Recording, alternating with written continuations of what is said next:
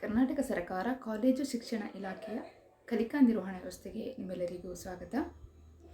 ಇದುವರೆಗಿನ ತರಗತಿಯಲ್ಲಿ ನಾವು ಕೆಲವೊಂದು ಆರ್ಥಿಕ ಅಭಿವೃದ್ಧಿಯ ಸಿದ್ಧಾಂತಗಳು ಮತ್ತು ಪರ್ಯಾಯ ಸಿದ್ಧಾಂತಗಳನ್ನು ಅಭ್ಯಾಸ ಮಾಡಿದ್ದೇವೆ.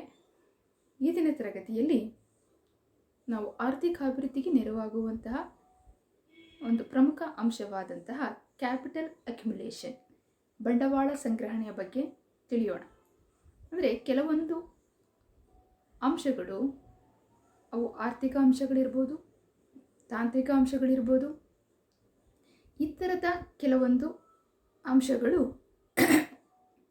ಆರ್ಥಿಕ ಅಭಿವೃದ್ಧಿಗೆ ನೆರವಾಗುವಂತಹ ಅಂಶಗಳಾಗಿರ್ತವೆ. ಹಾಗಾಗಿ ಆರ್ಥಿಕ ಅಭಿವೃದ್ಧಿಗೆ ನೆರವಾಗುವಂತಹ ಇಂತಹ ಅಂಶಗಳ ಬಗ್ಗೆ ನಾವು ಈ ದಿನ ತಿಳಿತಾ ಹೋಗೋಣ. ಅದರಲ್ಲಿ ಕ್ಯಾಪಿಟಲ್ ಅಕ್ಯುಮುಲೇಷನ್ ಅಂದರೆ ಏನು, ಕ್ಯಾಪಿಟಲ್ ಅಕ್ಯುಮುಲೇಷನ್ನ ಇಂಪಾರ್ಟೆನ್ಸ್ ಆರ್ಥಿಕ ಅಭಿವೃದ್ಧಿಯಲ್ಲಿ ಎಷ್ಟು ಇದೆ ಅನ್ನುವಂತಹ ಅಂಶಗಳನ್ನು ನಾವು ಈ ದಿನದ ತರಗತಿಯಲ್ಲಿ ತಿಳಿಯುವಂತಹ ಪ್ರಯತ್ನವನ್ನು ಮಾಡೋಣ.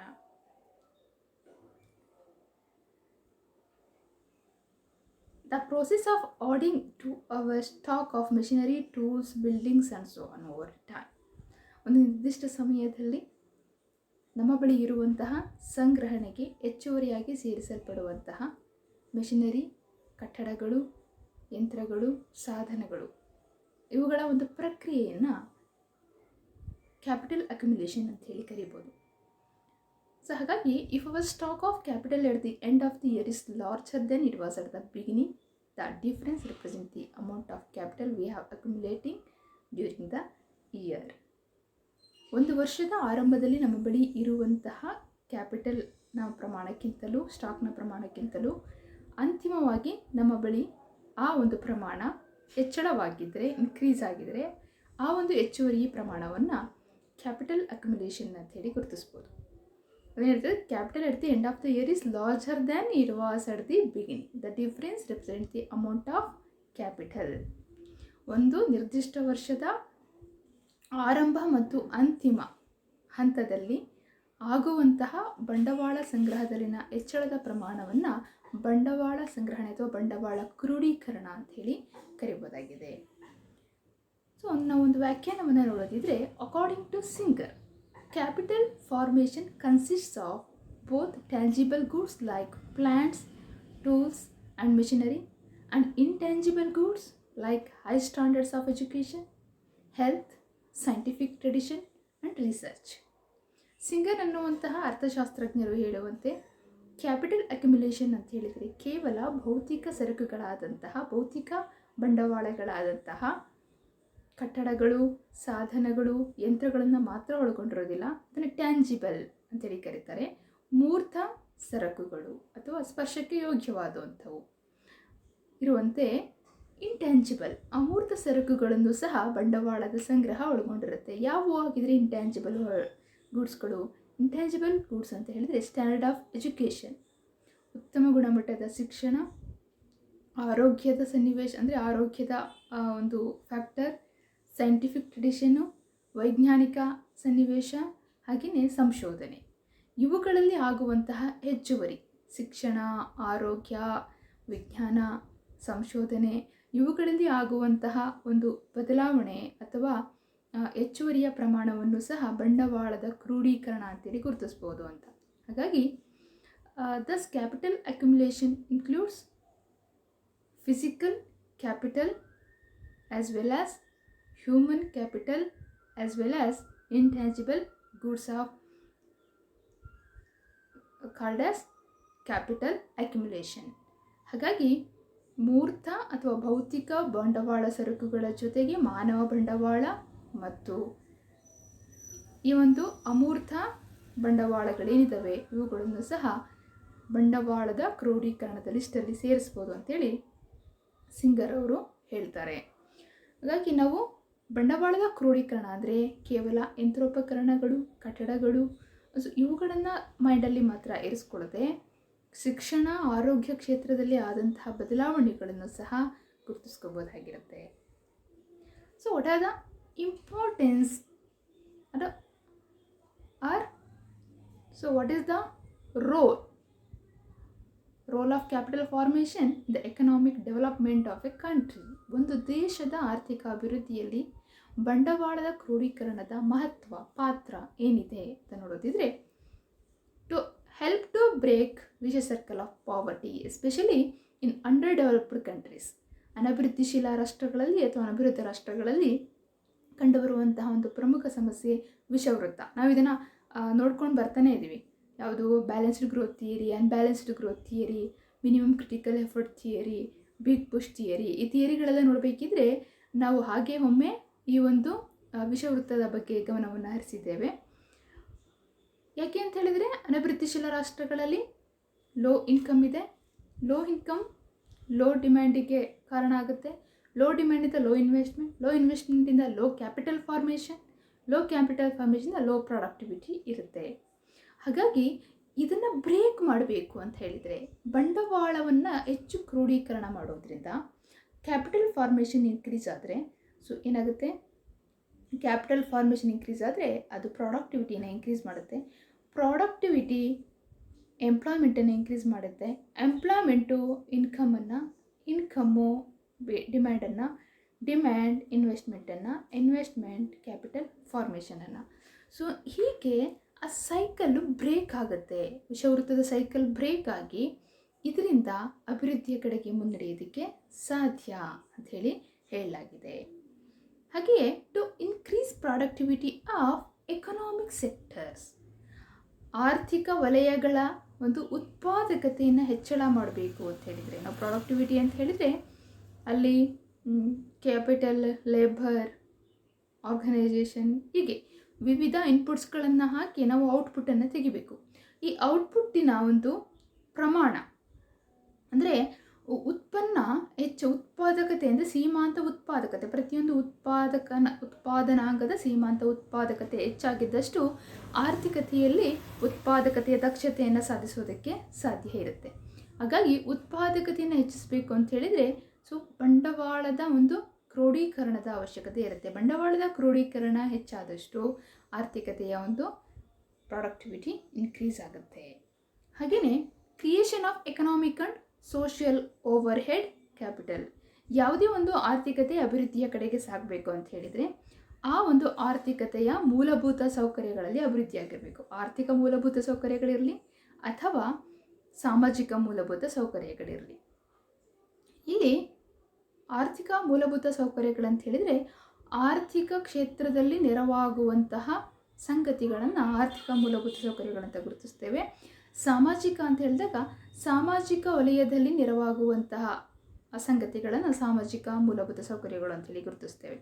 ಸಾಮಾನ್ಯವಾಗಿ ಸಾಮಾಜಿಕ ಅಂತ ಹೇಳಿದಾಗ ಅಲ್ಲಿ ಶಿಕ್ಷಣ, ಆರೋಗ್ಯ, ನೈರ್ಮಲ್ಯ, ಶುದ್ಧ ಕುಡಿಯುವ ನೀರು, ಸೊ ಇವೆಲ್ಲವೂ ಸಹ ಸಾಮಾಜಿಕ ಮೂಲಭೂತ ಸೌಕರ್ಯಗಳಾಗಿರುತ್ತೆ. ಆರ್ಥಿಕ ಮೂಲಭೂತ ಸೌಕರ್ಯಗಳಂತ ಹೇಳಿದಾಗ ರಸ್ತೆ ಸಾರಿಗೆ, ಹಾಗೆಯೇ ಏರ್ಪೋರ್ಟ್ಸ್ಗಳ ಒಂದು ಅಭಿವೃದ್ಧಿ, ಬಂದರುಗಳ ಒಂದು ಅಭಿವೃದ್ಧಿ, ರೈಲ್ವೇಸ್, ಎನರ್ಜಿ, ವಿದ್ಯುತ್ ಶಕ್ತಿ, ಸೊ ಹೀಗೆ ಈ ಒಂದು ಕ್ಷೇತ್ರಗಳಲ್ಲಿ ಆಗುವಂಥ ಅಭಿವೃದ್ಧಿಗಳಾಗಿರುತ್ತೆ. ಸೊ ಇವುಗಳನ್ನು ಅಭಿವೃದ್ಧಿ ಮಾಡಬೇಕು ಅಂತ ಹೇಳಿದರೆ ಬಂಡವಾಳದ ಅವಶ್ಯಕತೆ ಇರುತ್ತೆ. ಹಾಗಾಗಿ ಬಂಡವಾಳದ ಕ್ರೋಢೀಕರಣ ಯಾವ ದೇಶದಲ್ಲಿ ಅಧಿಕವಾಗಿರುತ್ತೋ ಆ ದೇಶಗಳಲ್ಲಿ economic and social over head ಹೆಚ್ಚಾಗುತ್ತೆ. ಇದು ಆರ್ಥಿಕ ಅಭಿವೃದ್ಧಿಯನ್ನು ಹೆಚ್ಚು ಮಾಡುತ್ತೆ. ಹಾಗೆಯೇ ಇನ್ಕ್ರೀಸ್ ಇನ್ ಎಂಪ್ಲಾಯ್ಮೆಂಟ್ ಆಪರ್ಚುನಿಟೀಸ್. ಯಾವಾಗ ಬಂಡವಾಳ ಕ್ರೋಢೀಕರಣ ಹೆಚ್ಚಾಗುತ್ತೋ ಅದು ಆರ್ಥಿಕತೆಯ ಉತ್ಪಾದಕತೆಯನ್ನು ಇನ್ಕ್ರೀಸ್ ಮಾಡುತ್ತೆ. It increases productivity of economy. So productivity of economy increase ಆದಾಗ ಆಟೋಮೆಟಿಕಲಿ ಏನಾಗುತ್ತೆ, ಸರಕುಗಳಿಗೆ ಬೇಡಿಕೆ ಜಾಸ್ತಿ ಆಗುತ್ತೆ. ಅದು ಆರ್ಥಿಕತೆಯಲ್ಲಿ ಉದ್ಯೋಗದ ಪ್ರಮಾಣವನ್ನು ಸೃಷ್ಟಿ ಮಾಡುತ್ತೆ. ನಾವು ಚಕ್ರವನ್ನು ಭೇದಿಸುವಾಗ ಅದರ ಸೈಕಲನ್ನು ಬ್ರೇಕ್ ಮಾಡೋದ್ವಾಗ ನಾವು ಆ ವಿಚಾರವನ್ನು ಚರ್ಚೆ ಮಾಡಿದ್ವಿ. ಹಾಗೆ ಉದ್ಯೋಗದ ಒಂದು ಅವಕಾಶಗಳು ಆರ್ಥಿಕತೆಯಲ್ಲಿ ಹೆಚ್ಚಾಗ್ತಾ ಹೋಗುತ್ತೆ. ಸೊ ಈ ಉದ್ಯೋಗದ ಅವಕಾಶಗಳು ಹೆಚ್ಚೋದ್ರಿಂದ ಅದು ಆದಾಯವನ್ನು ಹೆಚ್ಚು ಮಾಡುತ್ತೆ. ಆದಾಯ ಬೇಡಿಕೆ ಹೂಡಿಕೆಯನ್ನು, ಹೂಡಿಕೆ ಉತ್ಪಾದಕತೆಯನ್ನು, ಕ್ಯಾಪಿಟಲ್ ಫಾರ್ಮೇಷನನ್ನು, ಹಾಗೆಯೇ ಉದ್ಯೋಗವನ್ನು ಹೆಚ್ಚು ಮಾಡೋದಕ್ಕೆ ಸಾಧ್ಯ ಆಗುತ್ತೆ. Benefits to labour. ಯಾವಾಗ ಬಂಡವಾಳದ ಕ್ರೋಢೀಕರಣ ಹೆಚ್ಚಾಗಿರುತ್ತೋ ಆಗ ಶ್ರಮಿಕರಿಗೆ ಹೆಚ್ಚಿನ ತರಬೇತಿ, ಉತ್ತಮವಾದಂತಹ ಕೆಲಸ ನಿರ್ವಹಿಸುವಂತಹ ಒಂದು ವಾತಾವರಣ, ಅವರ ಒಂದು ಯೋಗಕ್ಷೇಮದಲ್ಲಿ ಆಗುವಂತಹ ಹೆಚ್ಚಳ, ಹಾಗೆಯೇ ತಂತ್ರಜ್ಞಾನದ ಅಭಿವೃದ್ಧಿ, ಇವುಗಳೆಲ್ಲ ಕಾರಣಗಳಿಂದ ಲೇಬರ್ಸು ಹೆಚ್ಚಿನ ಒಂದು ಸೀಮಾಂತ ಉತ್ಪಾದಕತೆಯನ್ನು ಪಡೆಯೋಕ್ಕೆ ಸಾಧ್ಯ. ಯಾವಾಗ ಅವರ ಕ್ವಾಲಿಟಿ ಇಂಪ್ರೂವ್ ಆಗುತ್ತೋ ಅವರ ಕೂಲಿಗಳ ಮಟ್ಟವೂ ಸಹ ಹೆಚ್ಚಾಗುತ್ತೆ, ಅದು ಅವರ ಜೀವನ ಮಟ್ಟವನ್ನು ಸುಧಾರಿಸೋದಕ್ಕೆ ಸಾಧ್ಯ ಆಗುತ್ತೆ. ಹಾಗಾಗಿ ಬಂಡವಾಳದ ಕ್ರೋಢೀಕರಣ ಶ್ರಮಕ್ಕೂ ಸಹ ಲಾಭವನ್ನು ತಂದುಕೊಡುತ್ತೆ. ಹಾಗೆಯೇ leads to expansion of market. ಯಾವಾಗ ಬಂಡವಾಳದ ಕ್ರೋಢೀಕರಣ ಜಾಸ್ತಿ ಆಗುತ್ತೋ ಉತ್ಪಾದಕತೆ, ಉತ್ಪನ್ನದ ಪ್ರಮಾಣವನ್ನು, ಉದ್ಯೋಗದ ಆದಾಯದ ಪ್ರಮಾಣವನ್ನು ಇನ್ಕ್ರೀಸ್ ಮಾಡೋದರಿಂದ ಹೊಸ ಮಾರುಕಟ್ಟೆಗಳ ಆವಿಷ್ಕಾರಕ್ಕೆ, ಅಸ್ತಿತ್ವದಲ್ಲಿರುವಂತಹ ಮಾರುಕಟ್ಟೆಗಳ ವಿಸ್ತರಣೆಗೆ, ಅಭಿವೃದ್ಧಿಗೆ ಈ ಒಂದು ಬಂಡವಾಳದ ಕ್ರೋಢೀಕರಣ ಸಹಾಯವನ್ನು ಮಾಡುತ್ತೆ ಅಂಥೇಳಿ ನಾವು ನೋಡ್ಬೋದು. ಹಾಗಾಗಿ ಇಲ್ಲಿ ಎಕ್ಸಿಸ್ಟಿಂಗ್ ಮಾರ್ಕೆಟ್ಸ್ ಮತ್ತು ನ್ಯೂ ಮಾರ್ಕೆಟ್ಸ್ಗಳ ಒಂದು ಅಭಿವೃದ್ಧಿಗೆ ಈ ಒಂದು ಬಂಡವಾಳದ ಕ್ರೋಢೀಕರಣ ಸಹಾಯವನ್ನು ಮಾಡುತ್ತೆ. ಹಾಗೆಯೇ to overcome the problem of adverse balance of payments. Balance of payments, ಪಾವತಿ ಶಿಲ್ಕು ಅಥವಾ ಸಂದಾಯ ಬಾಕಿಯಲ್ಲಿ ಇರುವಂತಹ ಸಮಸ್ಯೆಯಿಂದ ಹೊರಬರುವುದಕ್ಕೆ ಈ ಒಂದು ಬಂಡವಾಳದ ಕ್ರೋಢೀಕರಣ ನೆರವಾಗುತ್ತೆ. ಯಾವಾಗ ಒಂದು ದೇಶದ ಆಮದುಗಳು ರಫ್ತುಗಿಂತ ಅಧಿಕವಾಗಿರ್ತಾವೋ ಆಗ ಆ ದೇಶ ಬ್ಯಾಲೆನ್ಸ್ ಆಫ್ ಪೇಮೆಂಟ್ಸಿನ ಒಂದು ಕ್ರೈಸಿಸ್ಸಿಂದ ಬಳಲ್ತಾ ಇರುತ್ತೆ.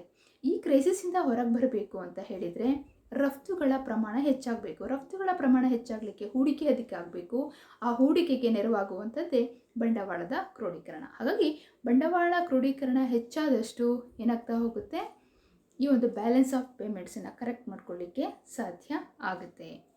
Making A country self sufficient and reduces the burden of foreign debt.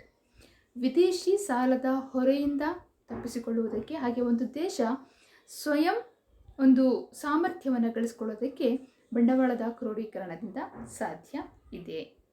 ಹಾಗೆ inflationary pressure on A developing economy can be removed. ಏನು ಹಣದುಬ್ಬರದ ಸಮಸ್ಯೆಯನ್ನು ಎದುರಿಸ್ತಾ ಇರುತ್ತೆ ಅನಭಿವೃದ್ಧಿಶೀಲ ರಾಷ್ಟ್ರಗಳು, ಅದನ್ನು ಬಂಡವಾಳದ ಕ್ರೋಢೀಕರಣದಿಂದ ಹೋಗಲಾಡಿಸೋದಕ್ಕೆ ಸಾಧ್ಯ. ಹೇಗೆ ಅಂತೇಳಿದರೆ, ಯಾವಾಗ ಆರ್ಥಿಕತೆಯಲ್ಲಿ ಉತ್ಪಾದನೆಯ ಪ್ರಮಾಣ ಹೆಚ್ಚಾಗಿದ್ದು ಬೇಡಿಕೆಯ ಕೊರತೆ ಕಂಡುಬರುತ್ತೋ ಆಗ ಅದು ಬೆಲೆಗಳನ್ನು ಇಂಡ್ಯೂಸ್ ಮಾಡ್ತಾ ಹೋಗುತ್ತೆ. ಅಥವಾ ಯಾವಾಗ ಕೊಂಡುಕೊಳ್ಳುವ ಶಕ್ತಿ, ಅಂದರೆ ಜನರಲ್ಲಿ ನಾವು ಏನಾದರೂ ಆದಾಯವನ್ನು ಅಥವಾ ಅವರ ಕೊಳ್ಳುವ ಶಕ್ತಿಯನ್ನು ಇನ್ಕ್ರೀಸ್ ಮಾಡಿದರೆ ಈ ಕಡೆ ಉತ್ಪಾದಕತೆ ಹೆಚ್ಚಾಗೋದಿಲ್ಲ. ಆದ್ದರಿಂದ ಅದು ಸರಕಿನ ಬೆಲೆಯನ್ನು ಹೆಚ್ಚು ಮಾಡುತ್ತೆ ವಿನಃ ಅದರ ಬದಲಿಗೆ ಅದರಿಂದ ಯಾವುದೇ ಉಪಯೋಗ ಆಗೋದಿಲ್ಲ. ಹಾಗಾಗಿ ಈ ಹೆಚ್ಚುವಾಗುವಂತಹ ಬೆಲೆ ಹಣದುಬ್ಬರದಂತಹ ಸಮಸ್ಯೆಗಳನ್ನು ಅನಭಿವೃದ್ಧ ರಾಷ್ಟ್ರಗಳಲ್ಲಿ ಉಂಟು ಮಾಡುತ್ತೆ. ಈ ಒಂದು ಸಮಸ್ಯೆಯನ್ನು ಹೋಗಲಾಡಿಸಬೇಕು ಅಂದರೆ ಹೆಚ್ಚು ಉತ್ಪಾದಕತೆಯಲ್ಲಿ ತೊಡಬೇಕಾಗತ್ತೆ. ಉತ್ಪಾದಕತೆಗೆ ಬಂಡವಾಳದ ಅವಶ್ಯಕತೆ ಇರುತ್ತೆ. ಬಂಡವಾಳದ ಕ್ರೋಢೀಕರಣ ಈ ಸಮಸ್ಯೆಯನ್ನು ಹೋಗಲಾಡಿಸೋದ್ರಿಂದ ಅನಭಿವೃದ್ಧಿ ರಾಷ್ಟ್ರಗಳ ಹಣದುಬ್ಬರದ ಸಮಸ್ಯೆಯನ್ನು, ಹಣದುಬ್ಬರದ ಒತ್ತಡವನ್ನು ಕಡಿಮೆ ಮಾಡೋದಕ್ಕೆ ಸಾಧ್ಯ. ಅಲ್ಲದೆ increase the level of national income. ರಾಷ್ಟ್ರೀಯ ಆದಾಯದ ಹೆಚ್ಚಳಕ್ಕೆ ಬಂಡವಾಳದ ಕ್ರೋಢೀಕರಣ ಬಹಳಷ್ಟು ಸಹಾಯವನ್ನು ಮಾಡುತ್ತೆ. Increase the economic welfare of A country. ಒಂದು ದೇಶದ ಯೋಗಕ್ಷೇಮವನ್ನು ಅಥವಾ ಒಂದು ದೇಶದ ಕಲ್ಯಾಣವನ್ನು ಹೆಚ್ಚಳ ಮಾಡಬೇಕು ಅಂತ ಹೇಳಿದರೆ, ಕಲ್ಯಾಣ ಅಂತ ಹೇಳಿದಾಗೇನು ಜನರ ಸೇಫ್ಟಿಯನ್ನು ಇನ್ಕ್ರೀಸ್ ಮಾಡುವಂಥದ್ದು, ಅವರಿಗೊಂದು ಒಳ್ಳೆಯ ಇರುವಂತಹ ಮನೆಯನ್ನು, ಅಂದರೆ ಸರ್ವಕಾಲಿಕವಾದಂತಹ ಒಂದು ಮನೆ, ಹಾಗೆಯೇ ಲಿವಿಂಗ್ ವೇಜಸ್ಸು, ಜೀವನ ಮಟ್ಟದ ಅವಶ್ಯಕತೆಗಿಂತ ಅಧಿಕವಾಗಿರುವಂತಹ ಕೂಲಿಯನ್ನು ಪಡೆಯೋದಕ್ಕೆ ಅವಕಾಶ ಮಾಡಿಕೊಡೋದು, ನ್ಯೂಟ್ರಿಷನ್ ಫುಡ್ಡನ್ನು ಹೊಂದುವಂಥದ್ದು, ಅವರಿಗೆ ಸೇವಿಂಗ್ಸ್ ಮಾಡುವಂತಹ ಮಟ್ಟದ ಆದಾಯ ಲಭ್ಯವಾಗುವಂತೆ ನೋಡುವಂಥದ್ದು, ಪೀಸ್ ಆಫ್ ಮೈಂಡನ್ನು ಒದಗಿಸುವಂಥದ್ದು, ಚೈಲ್ಡ್ ಕೇರು, ಹೆಲ್ತ್ ಇನ್ಶೂರೆನ್ಸು, ಇವೆಲ್ಲವೂ ಇಂತಹ ಒಂದು ವೆಲ್ಫೇರ್ ಎಕಾನಮಿ ಡೆವಲಪ್ ಆಗೋದಕ್ಕೆ ಬಂಡವಾಳದ ಕ್ರೋಢೀಕರಣದ ಅವಶ್ಯಕತೆ ಹೆಚ್ಚಾಗಿರುತ್ತೆ. ಇದಿಷ್ಟು ಬಂಡವಾಳದ ಕ್ರೋಢೀಕರಣ ಹೇಗೆ ಒಂದು ಆರ್ಥಿಕತೆಯಲ್ಲಿ, ಅದರಲ್ಲೂ ಅನಭಿವೃದ್ಧ ಆರ್ಥಿಕತೆಗಳಲ್ಲಿ ಪ್ರಮುಖ ಪಾತ್ರವನ್ನು ನಿರ್ವಹಿಸುತ್ತೆ, ಆರ್ಥಿಕ ಅಭಿವೃದ್ಧಿಗೆ ನೆರವಾಗುತ್ತೆ ಅನ್ನೋ ವಿಚಾರಗಳನ್ನು ತಿಳ್ಕೊಂಡ್ವಿ. ಆದರೆ ಅನಭಿವೃದ್ಧಿ ರಾಷ್ಟ್ರಗಳಲ್ಲಿ ಎದುರಿಸುವಂತಹ ಮೊದಲನೇ ಅಥವಾ ಪ್ರಮುಖ ಸಮಸ್ಯೆಯೇ ಬಂಡವಾಳದ ಕ್ರೋಢೀಕರಣ ಅತ್ಯಂತ ಕೆಳಮಟ್ಟದಲ್ಲಿ ಇರುವಂತಹ ಸಮಸ್ಯೆ. ಯಾಕೆ ಅನಭಿವೃದ್ಧ ರಾಷ್ಟ್ರಗಳಲ್ಲಿ ಬಂಡವಾಳದ ಕ್ರೋಢೀಕರಣದ ಪ್ರಮಾಣ ತೀರಾ ಕೆಳಮಟ್ಟದಲ್ಲಿದೆ ಅಂತ ನಾವು ಕಾರಣಗಳನ್ನು ನೋಡ್ತಾ ಹೋದರೆ, ಮೊದಲನೇದು ಲೋ ಇನ್ಕಮ್. ನಾವು ಮೊದಲೇ ನೋಡಿದ್ವಿ, ಅದು ನಮಗೆಲ್ಲರಿಗೂ ಗೊತ್ತಿದೆ. ಅನಭಿವೃದ್ಧ ರಾಷ್ಟ್ರಗಳ ಜನರ ಅಥವಾ ಕಾರ್ಮಿಕರ ಆದಾಯ ತೀರಾ ಕೆಳಮಟ್ಟದಲ್ಲಿದೆ. ಆದಾಯ ಕೆಳಮಟ್ಟದಲ್ಲಿದ್ದರಿಂದ ಉಳಿತಾಯ ಕಡಿಮೆ ಇರುತ್ತೆ. ಉಳಿತಾಯ ಕಡಿಮೆ ಇರೋದ್ರಿಂದ ಆಟೋಮೆಟಿಕ್ಲಿ ಹೂಡಿಕೆ ಕಡಿಮೆ ಆಗುತ್ತೆ, ಉತ್ಪಾದನೆ ಕಡಿಮೆ ಆಗುತ್ತೆ. ಅದು ಬಂಡವಾಳದ ಕ್ರೋಢೀಕರಣವನ್ನು ಕುಸಿಯುವಂತೆ ಮಾಡಿದೆ. ಲೋ ಪ್ರಾಡಕ್ಟಿವಿಟಿ, ಒಂದ್ಸಲ ಇದಕ್ಕೆ ಲಿಂಕು. ಆದಾಯ ಕಡಿಮೆ ಇದೆ, ಹಾಗಾಗಿ ಉಳಿತಾಯ ಕಡಿಮೆ ಇರುತ್ತೆ. ಅದು ಹೂಡಿಕೆಯನ್ನು, ಬೇಡಿಕೆಯನ್ನು, ಉತ್ಪಾದಕತೆಯನ್ನು ಕಡಿಮೆ ಮಾಡುವ ಪಾತ್ರವನ್ನು ವಹಿಸ್ತಾ ಇದೆ. ಹಾಗಾಗಿ ಬಂಡವಾಳ ಕ್ರೋಢೀಕರಣ ಕಡಿಮೆ ಇದೆ. Demographic reasons. ಸೊ ಈ ಜನಸಂಖ್ಯಾ ಒಂದು ಬೆಳವಣಿಗೆಯ ಅಂಶಗಳು. ಜನಸಂಖ್ಯಾ ಬೆಳವಣಿಗೆ, ಜನನ ದರದ ಹೆಚ್ಚಳ, ಮರಣ ದರ ಕಡಿಮೆ ಇರುವಂಥದ್ದು, ಈ ಎಲ್ಲ ಒಂದು ಸಮಸ್ಯೆಗಳ ಕಾರಣ ಬಂಡವಾಳದ ಕ್ರೋಢೀಕರಣ ಅತ್ಯಂತ ಕೆಳಮಟ್ಟದಲ್ಲಿ ಅನಭಿವೃದ್ಧಿ ರಾಷ್ಟ್ರಗಳಲ್ಲಿ ಕಾಣೋದಕ್ಕೆ ಸಾಧ್ಯ. ಲ್ಯಾಕ್ ಆಫ್ ಎಂಟರ್ಪ್ರೈಸ್, ಉದ್ಯಮ ಸಾಹಸಿಗಳ ಒಂದು ಕೊರತೆ ಅನಭಿವೃದ್ಧಿ ರಾಷ್ಟ್ರಗಳು ಎದುರಿಸ್ತಾ ಇರುವಂತಹ ಮತ್ತೊಂದು ಸಮಸ್ಯೆಯಾಗಿದೆ. ಉದ್ಯಮ ಸಾಹಸಿಗಳು ಲಾಭವನ್ನು ಗಳಿಸುವಲ್ಲಿ ಅಥವಾ ಉತ್ಪಾದಕತೆಯನ್ನು ಹೆಚ್ಚು ಮಾಡುವ ಒಂದು ನಿಟ್ಟಿನಲ್ಲಿ ಆವಿಷ್ಕಾರಗಳನ್ನು, ಹೊಸ ಮಾರುಕಟ್ಟೆಗಳನ್ನು ಕಂಡುಹಿಡಿಯುವಲ್ಲಿ ಸೋಲೋದ್ರಿಂದ ಏನಾಗುತ್ತೆ, ಲಾಭಗಳು ಕಡಿಮೆ ಆಗುತ್ತೆ. ಲಾಭಗಳು ಕಡಿಮೆ ಆದಾಗ ಆಟೋಮೆಟಿಕ್ಕಾಗಿ ಬಂಡವಾಳದ ಕ್ರೋಢೀಕರಣವೂ ಸಹ ಕಡಿಮೆ ಇದೆ. Lack of economic over head, ಆರ್ಥಿಕ ಮೂಲಭೂತ ಸೌಕರ್ಯಗಳ ಕೊರತೆ. ಅನಭಿವೃದ್ಧ ರಾಷ್ಟ್ರಗಳಲ್ಲಿ ಸಾರ್ವಕಾಲಿಕವಾದಂತಹ ರಸ್ತೆಯ ಒಂದು ಪ್ರಗತಿ ಅಥವಾ ರಸ್ತೆಯ ಅಭಿವೃದ್ಧಿ ದೇಶದ ಎಲ್ಲ ಮೂಲೆಗಳಲ್ಲಿ ಒಂದೇ ಸಮನಾಗಿ ಇರೋದಿಲ್ಲ. ಹಾಗೆಯೇ ನೀರಾವರಿಯ ಸಮಸ್ಯೆ ಇರ್ಬೋದು ಅಥವಾ ವಿದ್ಯುತ್ ಶಕ್ತಿಯ ಸಮಸ್ಯೆ ಇರ್ಬೋದು. ಈ ಎಲ್ಲ ಸಮಸ್ಯೆಗಳ ಕಾರಣದಿಂದ ಬಂಡವಾಳದ ಕ್ರೋಢೀಕರಣ ಕಡಿಮೆ ಇದೆ. ಲ್ಯಾಕ್ ಆಫ್ ಕ್ಯಾಪಿಟಲ್ ಇಕ್ವಿಪ್ಮೆಂಟ್, ಬಂಡವಾಳ ಯಂತ್ರೋಪಕರಣಗಳ ಕೊರತೆಯೂ ಸಹ ಬಂಡವಾಳದ ಕ್ರೋಢೀಕರಣ ಕಡಿಮೆ ಇರೋದಕ್ಕೆ ಕಾರಣ ಆಗಿದೆ. ಇನ್ಇಕ್ವಾಲಿಟೀಸ್ ಇನ್ ಇನ್ಕಮ್ ಡಿಸ್ಟ್ರಿಬ್ಯೂಷನ್, ಆದಾಯ ಹಂಚಿಕೆಯಲ್ಲಿ ಕಂಡುಬರುವಂತಹ ಅಸಮಾನತೆ. ಇದು ಎಷ್ಟಿದೆ ಅಂತ ಹೇಳಿದರೆ 70% ಪೀಪಲ್ಲು ದೇಶದ 90-80% ಆದಾಯವನ್ನು ಅವರು ಇರಿಸ್ಕೊಂಡಿದ್ರೆ, 30% ಪೀಪಲ್ ಇರಿಸ್ಕೊಂಡಿದ್ರೆ 70% ಪೀಪಲ್ಲು ಕೇವಲ 20% ಆದಾಯವನ್ನು ಮಾತ್ರ ಹೊಂದಿರ್ತಾರೆ. ಹಾಗಾಗಿ ಈ ಒಂದು ಇನ್ಕಮ್ ಡಿಸ್ಟ್ರಿಬ್ಯೂಷನಲ್ಲಿ ಇರುವಂತಹ ಅಸಮಾನತೆ ಉಳಿತಾಯದ ಮೇಲೆ ಹೊಡೆತವನ್ನು ಕೊಡುತ್ತೆ. ಉಳಿತಾಯದ ಮೇಲೆ ಹೊಡೆತವನ್ನು ಕೊಡುವಂಥದ್ದು ಬಂಡವಾಳದ ಕ್ರೋಢೀಕರಣಕ್ಕೆ ಕಡಿಮೆ ಇರೋದಕ್ಕೆ ಕಾರಣ ಆಗಿದೆ. ಹಾಗೆ small size of the market, ಅನಭಿವೃದ್ಧ ರಾಷ್ಟ್ರಗಳ ಒಂದು ಮಾರುಕಟ್ಟೆಯ ಗಾತ್ರ ಅತ್ಯಂತ ಚಿಕ್ಕದು. ಯಾಕಂದರೆ ಇಲ್ಲಿಯ ಬೇಡಿಕೆ, ಪರಿಣಾಮಕಾರಿ ಬೇಡಿಕೆ ಕೊರತೆ ಇದೆ, ಆದ್ದರಿಂದ ಜನರ ಆದಾಯದ ಪ್ರಮಾಣ ಕಡಿಮೆ ಇದೆ. ಆದ್ದರಿಂದ ಸೊ ಅಲ್ಲಿಯ ಒಂದು ಮಾರುಕಟ್ಟೆಗಳ ಗಾತ್ರ ಚಿಕ್ಕ ಗಾತ್ರದಲ್ಲಿದೆ. ಅದರಿಂದ ಯಾವುದೇ ಲಾಭಗಳನ್ನು ಗಳಿಸೋದಕ್ಕೆ ಸಾಧ್ಯ ಆಗಲ್ಲ. ಹಾಗಾಗಿ ಅಲ್ಲಿ ಏನನ್ನು ಅನುಭವಿಸಲಾಗ್ತಿದೆ, ಕಡಿಮೆ ಮಟ್ಟದ ಬಂಡವಾಳ ಕ್ರೋಢೀಕರಣವನ್ನು ಹೊಂದಲಾಗ್ತಿದೆ. ಹಾಗೆ ಲ್ಯಾಕ್ ಆಫ್ ಫೈನಾನ್ಷಿಯಲ್ ಇನ್ಸ್ಟಿಟ್ಯೂಷನ್ಸ್, ಹಣಕಾಸಿನ ಸಂಸ್ಥೆಗಳು ಇಂದಿಗೂ ಸಹ ಕೆಲವೊಂದು ಗ್ರಾಮ ಮಟ್ಟದ ಪ್ರದೇಶಗಳನ್ನು ಮುಟ್ಟಿಲ್ಲ. ಹಾಗಾಗಿ ಹಣಕಾಸಿನ ಸಂಸ್ಥೆಗಳ ಅಭಿವೃದ್ಧಿ ಆಗದೇ ಇರೋದು ಸಹ ಬಂಡವಾಳ ಕ್ರೋಢೀಕರಣದ ಒಂದು ಕಡಿಮೆ ಇರೋದಕ್ಕೆ ಕಾರಣ ಆಗಿದೆ. ಎಕನಾಮಿಕ್ ಬ್ಯಾಕ್ವರ್ಡ್ನೆಸ್, ಸೊ ತುಂಬ ಪ್ರದೇಶಗಳು ಆರ್ಥಿಕ ಹಿಂದುಳಿದ ಪ್ರದೇಶಗಳಾಗಿದ್ದಾವೆ ಅನಭಿವೃದ್ಧ ರಾಷ್ಟ್ರಗಳಲ್ಲಿ. ಹಾಗಾಗಿ ಬಂಡವಾಳ ಕ್ರೋಢೀಕರಣಕ್ಕೆ ಅಡ್ಡಿಯಾಗಿದೆ. ಟೆಕ್ನಾಲಜಿಕಲ್ ಬ್ಯಾಕ್ವರ್ಡ್ನೆಸ್, ತಾಂತ್ರಿಕ ಪ್ರಗತಿಯಲ್ಲಿಯೂ ಸಹ ಹಿಂದುಳಿದಿರುವಿಕೆಯು ಬಂಡವಾಳದ ಕ್ರೋಢೀಕರಣಕ್ಕೆ ಕಡಿಮೆ ಇರೋದಕ್ಕೆ ಕಾರಣ. ಡೆಫಿಸಿಟ್ ಫೈನಾನ್ಸಿಂಗ್, ಕೊರತೆ ಧನ ವಿನಿಯೋಗ ಅಥವಾ ಕೊರತೆ ಹಣಕಾಸಿನ ಕ್ರಮವನ್ನು ಅನಭಿವೃದ್ಧ ರಾಷ್ಟ್ರಗಳು ಅನುಸರಿಸ್ತವೆ. ಕೊರತೆ ಹಣಕಾಸು ಅಂತ ಹೇಳಿದರೆ ಸನ್ನಿವೇಶದಲ್ಲಿ, ಯಾವ ಸನ್ನಿವೇಶದಲ್ಲಿ, ಯಾವಾಗ ಕೊರತೆಯ ಬಜೆಟ್ ಅಂದರೆ ಸಾರ್ವಜನಿಕ ಆದಾಯಕ್ಕಿಂತ ಸಾರ್ವಜನಿಕ ವೆಚ್ಚ ಹೆಚ್ಚಾಗಿದ್ದಾಗ ಅದನ್ನು ಸರಿದೂಗಿಸೋದಕ್ಕೆ ಹೊಸದಾಗಿ ಹಣವನ್ನು ಸೃಷ್ಟಿ ಮಾಡುವಂತಹ ಒಂದು ಪ್ರಕ್ರಿಯೆ. ಈ ಒಂದು ಕೊರತೆ ಧನ ವಿನಿಯೋಗದ ಪ್ರಕ್ರಿಯೆಯಿಂದಾಗಿ ಏನಾಗಿದೆ, ಬಂಡವಾಳದ ಕ್ರೋಢೀಕರಣಕ್ಕೆ ತೊಂದರೆ ಆಗಿದೆ ಅಂತೇಳಿ ಹೇಳ್ಬೋದು. ಹಾಗೆ ಇನ್ಕ್ರೀಸಿಂಗ್ ಟ್ಯಾಕ್ಸಸ್, ತೆರಿಗೆ ದರಗಳ ಒಂದು ಹೆಚ್ಚಳದಿಂದ ಉಳಿತಾಯ ಮಾಡುವಂಥವರಿಗೆ ಪ್ರೋತ್ಸಾಹ ಇಲ್ಲದಂತಾಗುತ್ತೆ. ಹಾಗಾಗಿ ಉಳಿತಾಯಗಳು ಕಡಿತಗೊಂಡು ಅವು ಬಂಡವಾಳದ ಕ್ರೋಢೀಕರಣಕ್ಕೆ ಮೂಲಗಳು ಇಲ್ಲದಂತೆ ಆಗ್ತಾ ಇದೆ. ಹಾಗೆಯೇ ಡೆಮಾನ್ಸ್ಟ್ರೇಷನ್ ಎಫೆಕ್ಟ್, ಅನಭಿವೃದ್ಧ ರಾಷ್ಟ್ರಗಳಲ್ಲಿ ಕಂಡುಬರುವಂತಹ ಮತ್ತೊಂದು ಪ್ರಮುಖ ಸಮಸ್ಯೆ, ಇಲ್ಲಿಯ ಯುವಜನರು ಮತ್ತು ಇಲ್ಲಿಯ ಮಧ್ಯಮ ವರ್ಗದವರು ವಿದೇಶಿ ಜನರನ್ನು ಅನುಸರಿಸುವಂತಹ ಕ್ರಮ. ಸೊ ಇದರಿಂದ ಅವರ ಒಂದು ಸುವ್ಯಕ್ತ ಅನುಭವಗಳು ಹೆಚ್ಚಾಗಿ ಉಳಿತಾಯದ ಪ್ರಮಾಣ ಕಡಿಮೆ ಆಗುತ್ತೆ. ಈ ಉಳಿತಾಯದ ಪ್ರಮಾಣದಿಂದ ಕಡಿಮೆ ಆಗೋದ್ರಿಂದ ಅದು ಬಂಡವಾಳದ ಕ್ರೋಢೀಕರಣ ಕಡಿಮೆ ದರದಲ್ಲಿ ಇರೋದಕ್ಕೆ ಕಾರಣ ಆಗಿದೆ. ಸೊ ಅವಿಷ್ಟು ಅಂದರೆ ಅನಭಿವೃದ್ಧ ರಾಷ್ಟ್ರಗಳಲ್ಲಿ ಬಂಡವಾಳ ಕ್ರೋಢೀಕರಣ ಯಾಕೆ ಅತ್ಯಂತ ಕಡಿಮೆ ದರದಲ್ಲಿ ಇರುತ್ತೆ ಅನ್ನೋದನ್ನು ನಮಗೆ ಈ ಕಾರಣಗಳು ವ್ಯಕ್ತಪಡಿಸ್ತವೆ.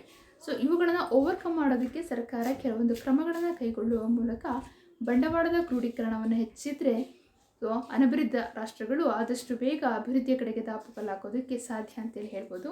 ಸೊ ಹೆಚ್ಚಿನ ಅಭ್ಯಾಸಕ್ಕೆ ಈ ಕೆಳಗಿನ ಪುಸ್ತಕಗಳನ್ನು ರೆಫರ್ ಮಾಡಿ. Thank you.